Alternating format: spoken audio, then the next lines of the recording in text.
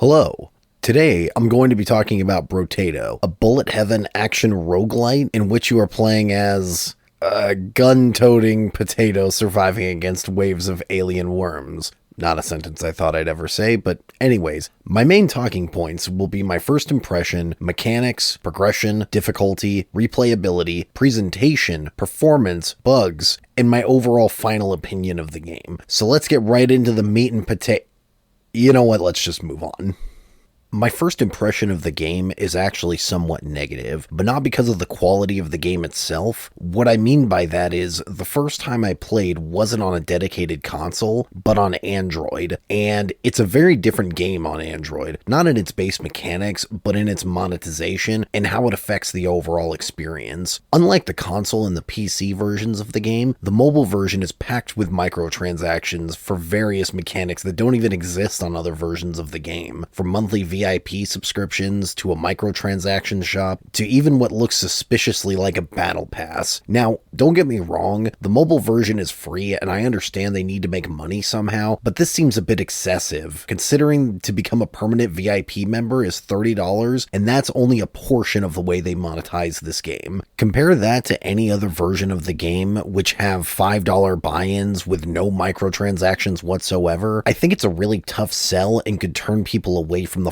far superior PC/console ports of the game without giving it a chance, because it could be assumed that those versions may contain the same or similar monetization. That being said, I did enjoy the base gameplay, so I bought the Switch version of the game. That leads me to the second point of my bad first impression. Now, before I say this, I want to make it clear that this is just my personal taste, and it is no way indicative of the actual quality of the game. But this game has very little in the way of long-term progression, and while in retrospect, I actually think this is a huge positive, it didn't sit well with me in my first few hours of the game due to my time with games like Vampire Survivors, but I'll touch on that later on in the video. But just to make this clear, I'm only expressing my first impression to really emphasize how great this game is if given some time to show what it really has to offer. Okay, now that we've gotten all of that out of the way, let's talk about the game itself.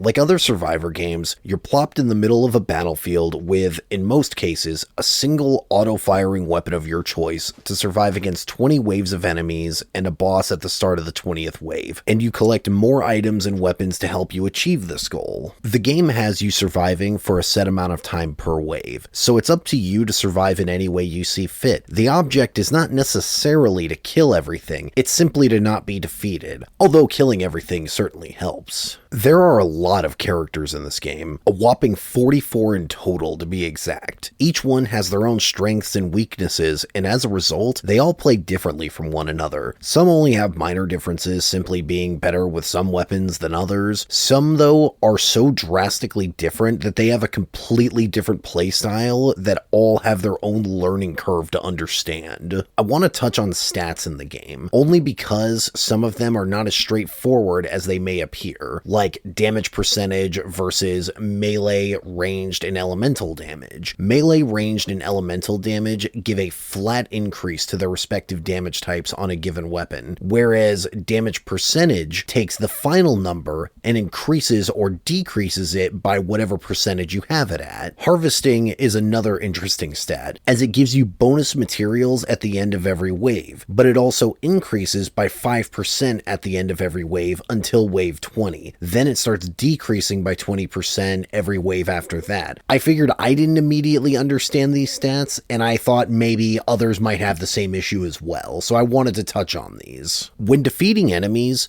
they drop materials which serve two purposes. One for leveling up, which is immediately gained upon picking up the materials, and the other is the materials themselves, which are used to purchase new weapons and items from the shop. First, let's talk about level ups, as it's a very straightforward system. Every level up you gain, you are given 4 random stats to choose from to increase by a certain amount, depending on the rarity. There are 4 rarities. From lowest to highest, there's black, blue, purple, and red. And this is the rarity system that plays into not only stats, but weapons and items as well. You can use a small amount of materials to re-roll your stat choices at level up, but the re-roll cost will increase with every use during that that specific level up. As for the shop, at the end of a wave, after any level ups are used, you're brought to a shop to spend your materials. You can buy weapons to increase your firepower, up to 6 in most cases, or buy items to power up your character. This is where you can make or break a run, because unlike level ups where the stat increases are always positive, the same is not a guarantee with items, as there will in most cases be some kind of stat trade-off with every equipped item. More health for less damage, more lifesteal for less elemental damage, more harvesting for less armor, etc. A very important, although understated mechanic of the shop is the lock system, in which you can lock one or multiple items in the shop so you can re-roll items without losing the locked item or items, or you can even go to the next wave without losing out on an item that you say can't afford at the time or are unsure about taking. Another aspect of the shop is the weapons. You can hold up to 6 weapons at a time, as mentioned earlier, and can combine 2 identical weapons, both in type and rarity, for a higher rarity version, which increases the overall effectiveness of the weapon in various ways depending on the weapon. This is a bit different from other games I've played in the genre, as the higher rarity versions of weapons are functionally the same, just better versions of said weapon. The final aspect of powering up your character is the crate system, most of the time randomly doled out during runs in various ways, from trees to bosses to specific rare enemy spawns. These crates contain a single random item each and can either be taken or broken down for more materials, so more trees means more crates. Unlike other games of the same genre, the map is actually very small, and instead of spawning off screen and walking in, everything is spawned directly on the map with X marks. Enemies spawn in with red X marks, green X marks for trees or gardens, and blue X marks for allied turrets like towers. This system lends itself well to how the map works because I know ahead of time where enemies are going to spawn and can plan my route accordingly. Speaking of enemies, there aren't actually too many types in the game, but they all fill a specific role that can make later levels feel quite chaotic if not properly equipped. From your basic cannon fodder, to ones that just run away and fire projectiles, to big guys that charge you at high speeds, and many more. The interesting thing about ranged enemies is that when it gets chaotic enough, it begins to feel like half bullet heaven, half bullet hell, which is a really cool idea and makes the game quite a bit more difficult as a result. Endless mode is honestly no different from its 20 wave counterpart. The only difference being, once you complete wave 20, you can continue to play for as long as you can survive. And boy does it get tricky post wave 20. My highest round so far is 35 with the Entrepreneur, and that was only because of the massive amount of harvesting I got leading up to wave 20. You start encountering new enemies, bosses, and less easy to defeat enemies spawn much less frequently. I honestly think this is the most fun way to play the game, and I wish I had started playing this way from the beginning. Due to you still getting the danger level completion as long as you at least made it to wave 21 during your endless run. I already covered what the short-term progression loop is in the mechanics section of this video, but just to reiterate, the short-term progression is the progression of your character over the course of a single run. I want to use this section to put a fine point on why it's so fun to engage with. The short-term progression is the bread and butter for this game. There are so many characters, weapons, and items, you would be hard-pressed to play every single viable build on every single character. And that's just it. There are so many viable and fun builds you can make in this game. I'm still making completely unique builds I didn't think were possible. The most unique character I've played so far was the Pacifist, making a build completely around surviving the time limit and barely killing any enemies at all, and that only scratches the surface of all the crazy stuff you can do with these characters. I was originally put off by almost all of the items in the game having some kind of stat trade-off, but it really makes the decision-making process of what items I'm adding to my loadout feel meaningful. If I'm too neglectful of one stat in the pursuit of powering up another, I could easily find myself in a really bad position in the long run. It also made it incredibly satisfying when I took an item where the stat decrease wouldn't negatively affect my build because it gave me a sense of like getting one over on the game, you know? It also, on the other side of the coin, really sucked when I messed up my build by mistake and lost a run as a result result of not being careful with my item selections. As far as long-term progression goes, there isn't a lot, but it is very important to the structure of the game nonetheless. There are two forms of long-term progression, one a little less tangible than the other. The game has multiple difficulties, or danger levels, from 0 to 5, and the game tracks what danger level you've beaten with each character with a form of color code, giving me a long-term goal throughout my many runs. The more tangible progression is the challenge system, which is pretty straightforward, but has two layers to it. The first layer is the character unlocks, and the cool thing is that the unlock conditions actually pertain to the character you're unlocking, which I thought was a nice touch. The second and more simple layer is turning around and beating a single run with each of the unlocked characters on any difficulty to unlock items to be used in future runs. And in most cases, the items tend to be geared towards the character it's unlocked by. This gives the game a nice cohesive feel that, and by learning the way the character is meant to be played, I was rewarded with an item that could help me beat higher difficulty runs with that very character. So while there's not a whole lot of long-term progression, what's there is used to further support the short-term progression loop, which is fantastic.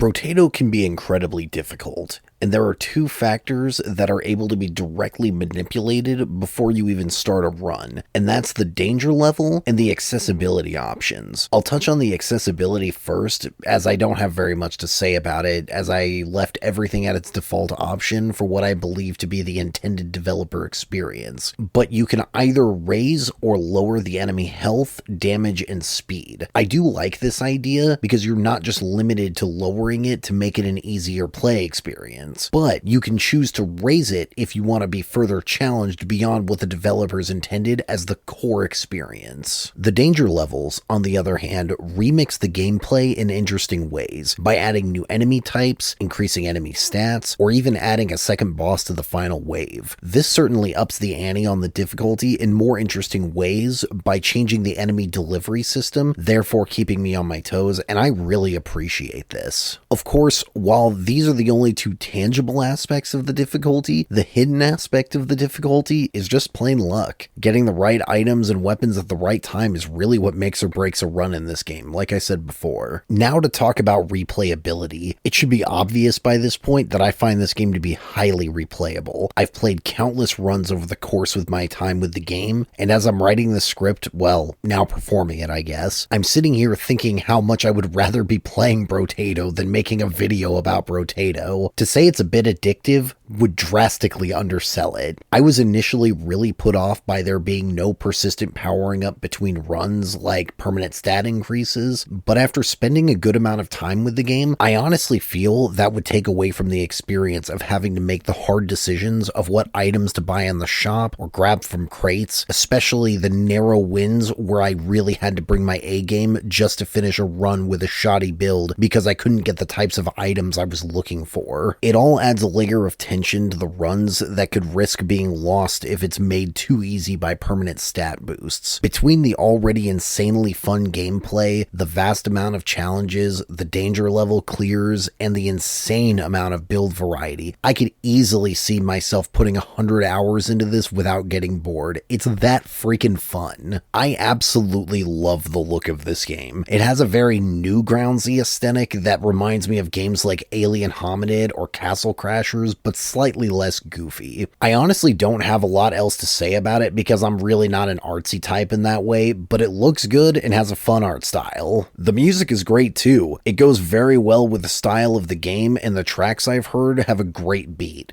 Give this a listen.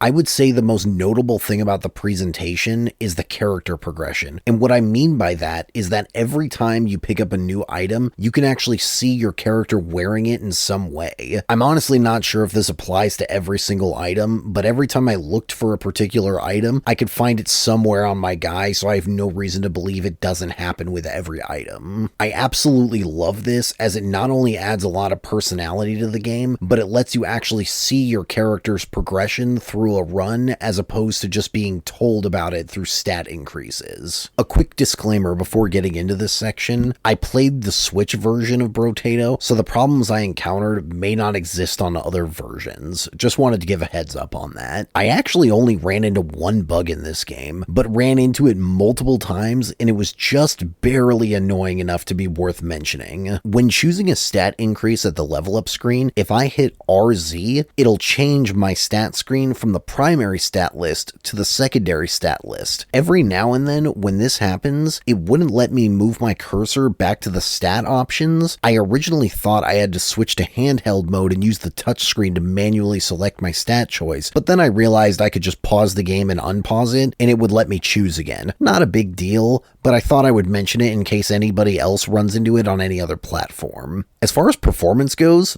the game runs quite well. Load times are quick, and the frame rate is good. The only issue with the frame rate is that when there gets to be a lot of enemies on the screen, the game tends to lose some frames here and there, and while it was far from unplayable, it was noticeable. Overall, I absolutely love this game, and it sits comfortably next to other games in the genre, despite my not loving my first few hours with it. It has a deep gameplay system, a massive variety of characters who all feel incredibly unique, various ways to tweak the difficulty to suit my playstyle, and an absolutely charming aesthetic that all come together in one of the most addictive games I've played in quite some time. This game is a steal at the full $5 price point on Steam and Nintendo Switch, and it goes on sale quite often based on from what I've seen. And it's completely free on mobile if you can get past the microtransaction hellscape. I've seen worse, but it's pretty bad considering how cheap it is on other platforms. But I recommend, if you're unsure about the game, try it out on mobile, see if you like the gameplay, and then buy it on a different platform if you decide you like it. Well,